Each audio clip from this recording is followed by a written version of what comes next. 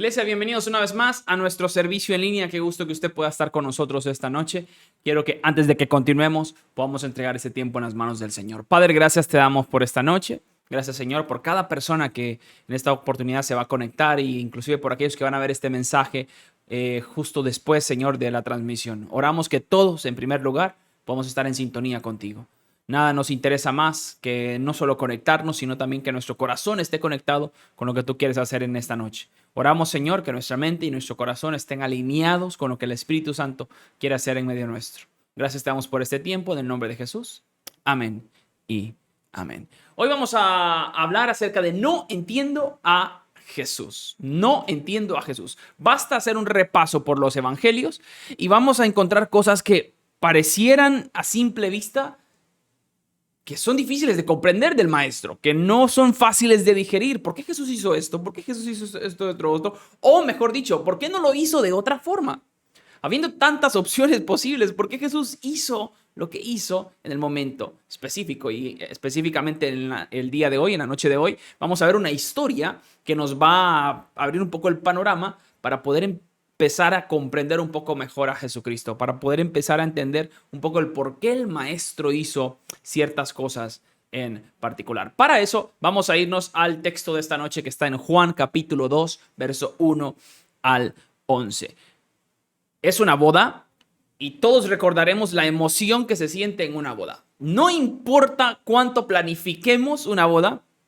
Si usted ya pasó por esto me va a entender y a algunos les voy a recordar algún trauma del pasado, pero no importa cuántos detalles tengas anotado en la agenda para llevar a cabo la boda, siempre hay algo, siempre. Siempre hay algo que se sale del lugar, siempre hay alguien que llega que no estaba invitado, siempre pasa algo con la comida, con el vestuario, con todo. En el caso nuestro, con mi esposa, fue algo más de ella, de su atuendo. La muchacha que la estaba maquillando, pues la dejó lista al 100 y se fue porque tenía otro evento. Y a mitad de que mi esposa iba a salir de la habitación ya para ir al lugar donde nos íbamos a casar, una de las pestañas se le desprendió. Pues obviamente fue un caos porque ya estaba en teoría lista para bajar, la muchacha se había ido, tuvo que regresarse para volver a peinarla y sobre todo a alistarle esa pestaña.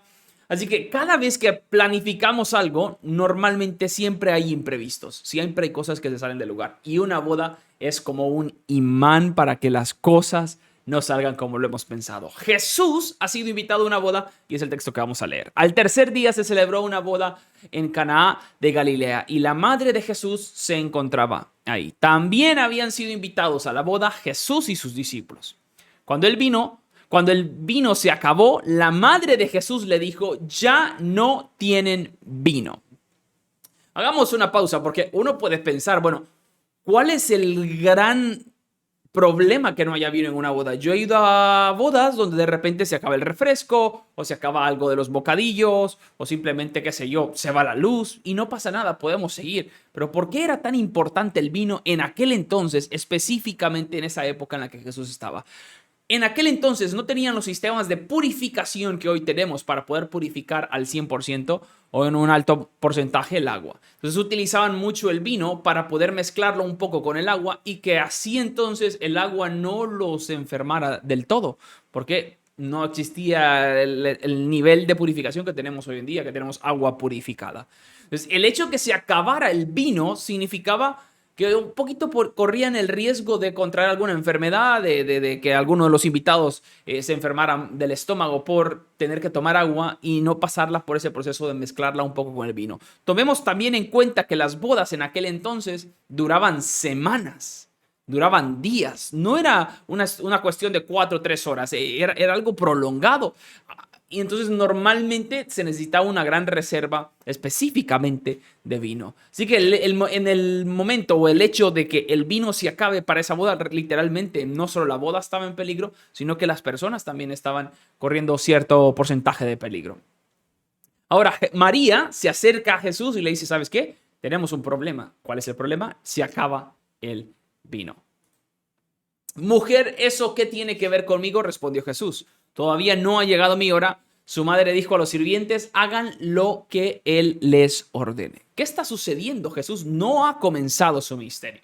Es cierto que anda con un grupo de discípulos, pero todavía oficialmente, si le podemos llamar así, no ha empezado su ministerio. Entonces Jesús prácticamente le está diciendo a su mamá, me estás lanzando antes de tiempo, o sea, todavía no es el momento que esperas que yo haga. O sea, es como que prácticamente usted se esté preparando, qué sé yo, para una exposición en su trabajo y que la exposición sea el día 20 y el día 19 su jefe le pida, ¿sabes qué? Vamos a adelantarla 24 horas. ¿Usted qué le va a decir? Lo mismo que le dijo Jesús a su madre. Oye, ¿qué quieres conmigo? No estoy listo todavía, no estoy preparado, faltan 24 horas para mi presentación. Lo mismo le sucede a Jesús. Jesús le dice a su madre, ¿sabes qué? Te me estás adelantando, me falta todavía. Pero su madre, que conocía el corazón de Jesús, le dice a los sirvientes, hagan lo que él les ordene. En el verso 6 dice, había ahí 6 tinajas de piedra, de las cuales usan los judíos en las ceremonias de purificación. En cada una cabían unos 100 litros. Jesús dijo a los sirvientes, llenen de agua las tinajas, y los sirvientes las llenaron hasta el borde. Verso 8, ahora saquen un poco y llévenlo al encargado del banquete, les dijo Jesús. Así lo hicieron. El encargado del banquete probó el agua convertida en vino sin saber de dónde había salido. Aunque sí lo sabían los sirvientes, y esta parte es muy importante, sobre todo esas líneas, aunque sí lo sabían los sirvientes, y usted ya va a ver por qué más adelante, que habían sacado el agua. Entonces llamó aparte al novio, verso 9. Verso 10, perdón, y le dijo, todos sirven primero el mejor vino, y cuando los invitados ya han bebido mucho, entonces sirven el más barato. Pero tú has guardado el mejor vino hasta ahora. Esta, la primera de sus señales, la hizo Jesús en Caná de Galilea. Así reveló su gloria y sus discípulos creyeron en él. Sirvientes y discípulos. Y el texto no nos los dice, pero probablemente la pareja se acercó a Jesús en algún punto durante la boda a prácticamente decirles, Jesús, gracias, nos salvaste. Literalmente salvaste este evento, salvaste nuestra boda, salvaste nuestro matrimonio, que no comenzara con un fiasco. Gracias. Ahora, hay algunas preguntas que suelen surgir en este texto. Si Jesús sabía que el vino se iba a acabar, ¿por qué no actuó antes? Si Jesús sabía que el nivel de los barriles de vino ya se estaba agotando, ¿por qué no simplemente, qué sé yo, pasó desapercibido y tocó uno de los barriles y se empezó a llenar? De hecho, tenemos un registro en el Antiguo Testamento de algo similar a lo que está sucediendo en esta boda. Una mujer viuda y su hijo están desamparados, un profeta llega y les dice, ¿sabes qué? Empieza a vertir aceite en tinajas. Y mientras la mujer empieza a vertir aceite en las tinajas, el poquito de aceite que tenía, las tinajas se iban llenando hasta que tuvo que pedirle ayuda a sus vecinos para que trajeran más tinajas y hasta que prácticamente las llenó completamente todas. ¿Por qué Jesús no hizo eso? Primera pregunta. Si usted es curioso, no dice, pero si Dios ya lo había hecho en el Antiguo Testamento, ¿por qué no lo pudo hacer en el Nuevo Testamento? ¿Acaso Dios cambia de un tiempo a otro? ¿Por qué Jesús no lo hizo así? Y normalmente nosotros tenemos esas mismas preguntas cuando se trata de nuestra propia vida. Si Jesús sabía que esto me iba a pasar en el año tal, ¿por qué no intervino? Si Jesús sabía que al yo entrar en esta empresa a los 6 meses, al año, a los 2 años me iban a despedir, ¿por qué no hizo algo? ¿Por qué no me impidió entrar a este lugar? Y es normalmente la pregunta que nos hacemos, y eso nos lleva al título de esta noche. No entiendo a Jesús. Hay momentos en nuestras vidas que pareciera que no entendemos lo que Dios está haciendo a nuestro alrededor. Dios mueve las piezas y esos movimientos en ocasiones pareciera que generan dolor, frustración, enojo, ira. Porque decimos, ¿por qué Dios permite estas cuestiones? ¿Por qué Dios permite esto? ¿Qué hizo Dios para tratar de impedir esto? ¿Por qué no lo hizo de otra forma? ¿Por qué tuvo que permitir que esto sucediera? Y de eso queremos hablar un poquito. Porque a veces es la primera señal que nosotros damos. Decimos, no entiendo a Jesús, no entiendo por qué Jesús no hizo nada. Lo primero que aprendemos de este texto es que Jesús siempre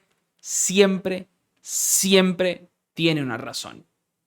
Jesús siempre tiene una razón del por qué está haciendo lo que está haciendo. O por qué está dejando de hacer, entre comillas, lo que está dejando de hacer.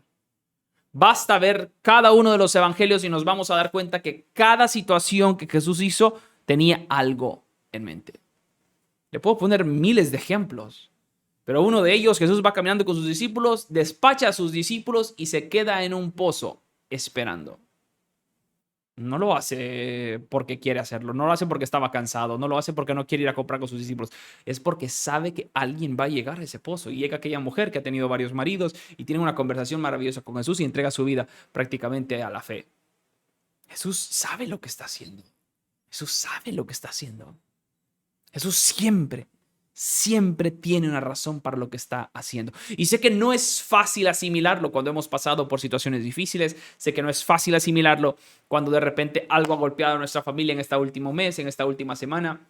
Un familiar enfermo, un despido laboral, una crisis nerviosa. No es fácil decir, bueno, Dios tiene un plan.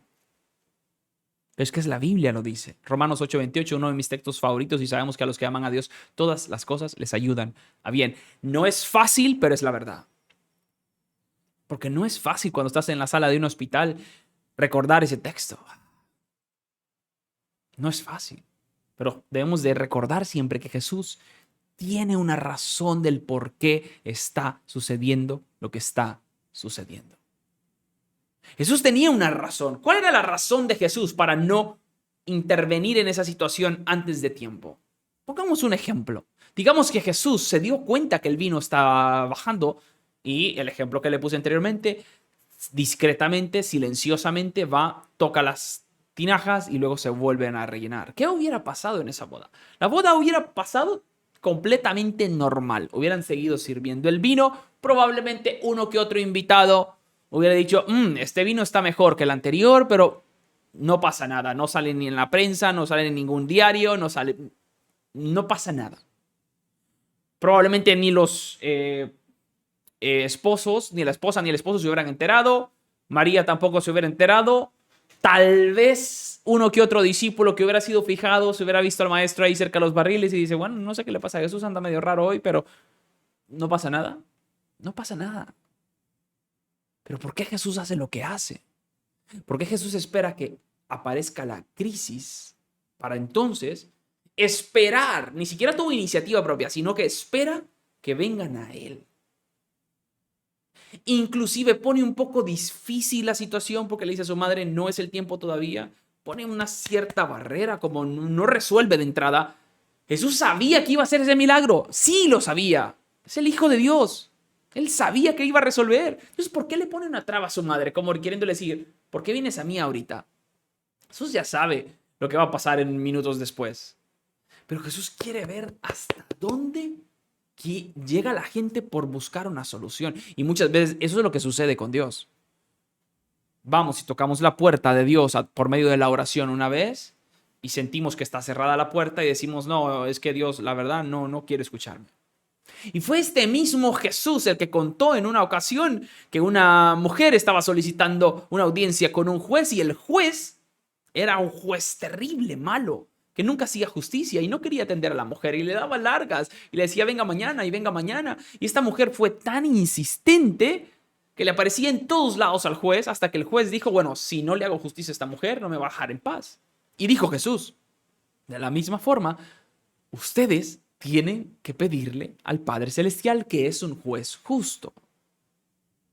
Pero en ocasiones Dios quiere ver nuestra insistencia, quiere ver cuánto anhelamos lo que estamos pidiendo. En el caso de Jesús, espera también por lo que leímos en el texto. Verso 7, Jesús dijo a los sirvientes, llenen de agua las tinajas, y los sirvientes las llenaron hasta el borde. Y hay una parte donde dice de los sirvientes, creo que está por aquí, vamos a ver, está antes. El encargado del banquete probó el agua convertida en vino sin saber de dónde había salido, aunque sí lo sabían los sirvientes. Esa tarde, esa noche, fue el tema de conversación de todos los sirvientes. Oigan, está entre nosotros un hombre que acaba de transformar el agua en vino. Probablemente más de alguno de ellos dijo, yo tengo que seguir a este hombre. yo después de esta boda, este es mi último contrato que hago de servicio, yo voy a seguir a este hombre. ¿Qué decir de la pareja? ¿Ve por qué Dios tiene un propósito detrás de todo? Probablemente esa pareja estaban destinadas al fracaso en este matrimonio, pero haber encontrado a Jesús y haber visto la mano milagrosa de Dios en esta situación les permitió conocer de Dios. Entonces Jesús siempre tiene una razón. Si Jesús hubiera resuelto el problema antes, ninguno de los presentes hubiera experimentado el poder milagroso de Dios de primera mano. Y esto aplica también para nosotros hoy en día. A veces estamos tan acostumbrados que hoy a través del teléfono móvil pedimos absolutamente todo, pedimos comida, pedimos farmacia, pedimos todo. Y pensamos que con Dios también es así. Simplemente si tengo una necesidad, entonces voy, hago una oración rápida, lo que se tarde en llegar al cielo, y en teoría espero, me quedo esperando, bueno, Señor, ¿a qué horas me vas a responder? Pero Dios no funciona así. Dios no es tan digital, Dios es más analógico, en el sentido de que le gustan las cosas a la antigua. Esperar, perseverar, confiar. ¿Tienes fe? Por eso Jesús amonesta a sus discípulos en medio de aquella tormenta y le dicen, ¿tienen tan poca fe? Después de haber visto este tremendo milagro. Sí, Jesús tiene una razón. Lo segundo que aprendemos de esta historia son tres cosas de las que aprendemos. Lo primero es que Jesús tiene una razón para hacer lo que hace. Lo segundo es que el fracaso no es la ausencia de Dios, sino la oportunidad para verlo obrar. Parecía que el hecho de que el vino se hubiera acabado era un rotundo fracaso, y de hecho lo era en aquel entonces. Pero este fracaso era solo la oportunidad para que todos los que estaban en este evento social, incluidos el esposo y la esposa, los sirvientes, vieran a Dios obrar a través de Jesús de primera mano. ¿Usted se imagina el impacto de los sirvientes de ver que, no sé, el primero que metió la copa o la jarra para sacar el vino, que ellos sabían es que hace 30 segundos ellos mismos habían traído el agua y la habían vertido en estas tinajas, y luego uno dijo, bueno, pásame el recipiente, y mete el recipiente y ver que no viene transparente, sino que viene rojo. Y no solo eso, sino llevárselo al maestro de ceremonia, darle una copita y esperar la reacción de este hombre. Y ver que este hombre corre a donde el esposo, y todo el mundo se asusta. ¿Qué le va a decir? Y que este hombre le diga, increíble. Normalmente la gente siempre deja el peor vino para el final porque todo el mundo ya está borracho. Pero tú dejaste el mejor vino para el final. Los sirvientes sabían. Entonces los fracasos en ocasiones son oportunidades, son ventanas que se abren para ver a Dios obrar. ¿Has tenido un fracaso en esta última semana, en este último mes? Solo es una oportunidad, una ventana que se abre para ver a Dios obrar. Aun cuando nuestros planes fracasan, Dios está ahí para mostrarnos su amor incondicional. Me encanta que es cierto, Jesús puso cierta resistencia, pero al final accede a hacer el milagro, al ver la insistencia de su madre. Y eso solo demuestra el corazón de Dios hacia nosotros. Dios es un buen padre, es un buen padre. Y como todo buen padre, quiere estar ahí. No solo en los momentos de éxito y de bonanza y de bondad, sino también en los momentos de escasez, de fracaso, cuando cometemos errores, cuando tomamos malas decisiones. Dios se duele cuando ve que, aunque Él nos dijo que nos fuéramos por la derecha, usted y yo tomamos por la izquierda, nos golpeamos la cabeza, venimos llorando delante de Dios y decimos, Señor, me equivoqué otra vez. Como todo buen padre, Él se duele al ver a sus hijos pasar por momentos de adversidad. Y aún en estos fracasos es espacio para mostrar su amor incondicional hacia nosotros. Y tercero y último, nuestros planes puede que fracasen, pero Dios sigue estando ahí. Algo tenemos seguros y es que vamos a fracasar en algún punto. Vamos a fracasar en algún proyecto, las cosas no van a salir como nosotros pensamos, vamos a planificar y van a haber cosas que se van a salir de nuestra mano, pero algo que también tenemos seguros es que Dios es fiel. Y el mismo Dios que estuvo ayer estará hoy y estará también mañana. Dios es el mismo ayer, hoy y siempre. Nuestros planes puede que tengan altos y bajos, pero Dios sigue siendo fiel. Probablemente otro Dios hubiera dicho, no hombre, vámonos a otra boda. vámonos a otro lugar. Esta gente fracasó, hizo mala planificación, no contaron bien los barriles, no contaron bien el número de invitados, vámonos. Pero Jesús se quedó. Jesús se quedó ahí. ¿Usted cree que él no podía haberse ido? Sí, perfectamente. Le hubiera dicho a sus discípulos, muchachos, tomen sus cositas, vámonos. Total, nosotros nos invitaron por mi mamá, no necesariamente me invitaron a mí. Pero Jesús se quedó ahí. A pesar de que el fracaso estaba ahí. Nuestros planes puede que fracasen, pero Dios sigue estando ahí. Dios sigue estando a tu lado. Dios sigue estando a mi lado a pesar de nuestros fracasos. A pesar de que tal vez no estamos en nuestro mejor momento. Dios sigue estando ahí. Y lo seguirá estando. Lo seguirá estando. A veces no entendemos a Jesús. Pero hemos de recordar en primer lugar que Jesús siempre tiene una razón del por qué hace lo que hace.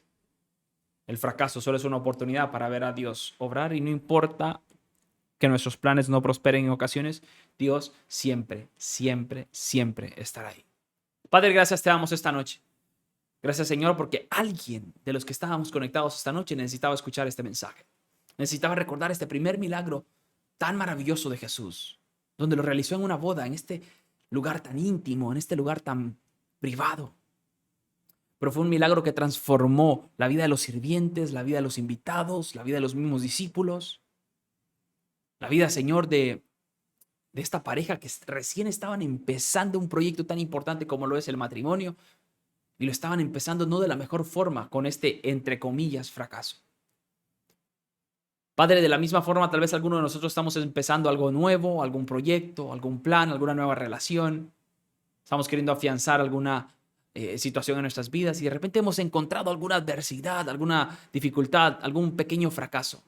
Pero que este fracaso solo sea la oportunidad para ver tu obra en nosotros. Gracias te damos, Señor, por tu bondad, porque siempre estás con nosotros. En el nombre poderoso de Cristo Jesús. Amén y amén.